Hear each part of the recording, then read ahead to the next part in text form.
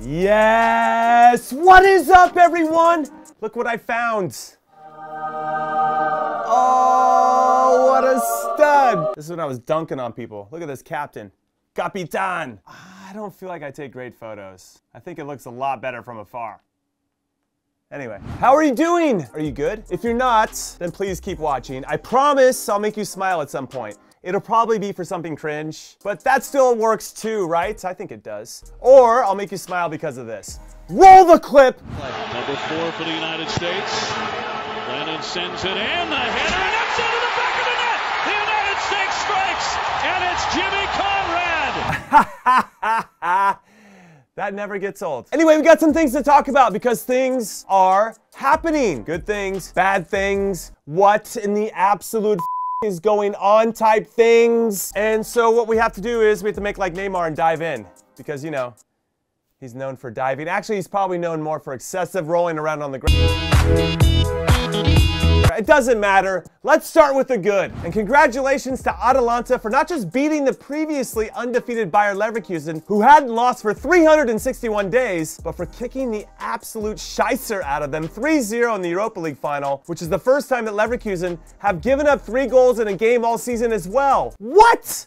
Also, a huge giant shout out to Ademola Lookman, who scored his first professional hat trick in the biggest game of his career. I definitely want to be him when I grow up, which also just happens to be the first major trophy that Atalanta have won in their history, and the first time an Italian club has won this competition since Parma did it back in 1999, probably before a lot of you were born. On the bad side of things, let's talk Bayer Leverkusen and their manager Xabi Alonso, who I believe will regret not starting a big striker up top in Victor Boniface or Patrick Schick, but if we're being honest, I'm not sure if it would have made much of a difference anyway. Atalanta were better in every facet of the game, technically, tactically, physically, and mentally, and Leverkusen couldn't cope. However, Bayer Leverkusen can still win the double, so I'm very curious to see how they perform in the German Cup final this weekend against Kaiserslautern after such a big emotional letdown following their first loss in almost a year. Now in the what the is going on department, we have to talk Chelsea because their manager Mauricio Pochettino, who navigated the high seas of dysfunction that is this club for most of the season, only to finish very strong and give all the Blues fans out there some legitimate hope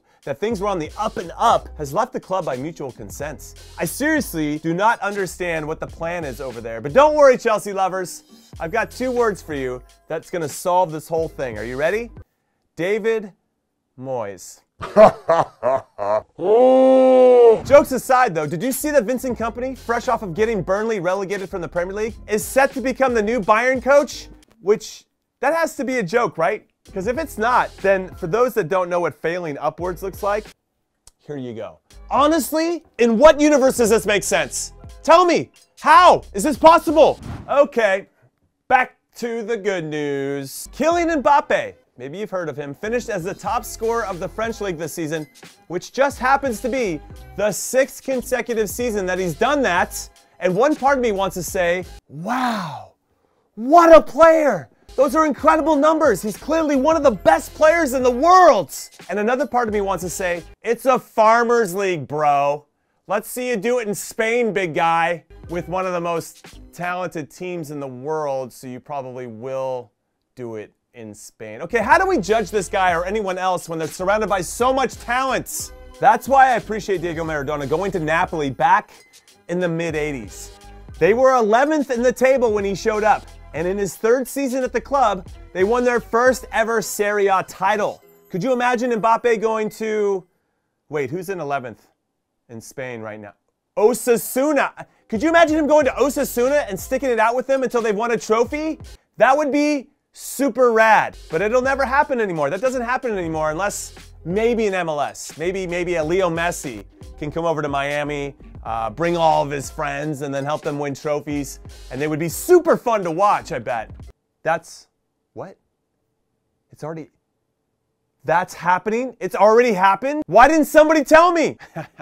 And finally, and yes, I know there's still a lot to talk about, but I'm gonna end it here with this. The next episode of Last Man Standing to see who can earn the last spot on my TST team, Quick Goal FC, drops tomorrow.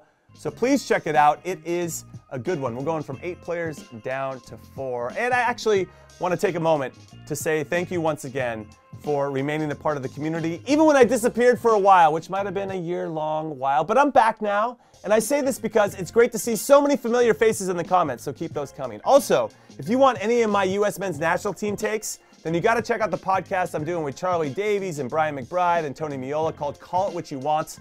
I'll put the link in the description for that. Also, have a good or bad weekend, everyone, which is a deep cut for all my Kick TV people out there. Later.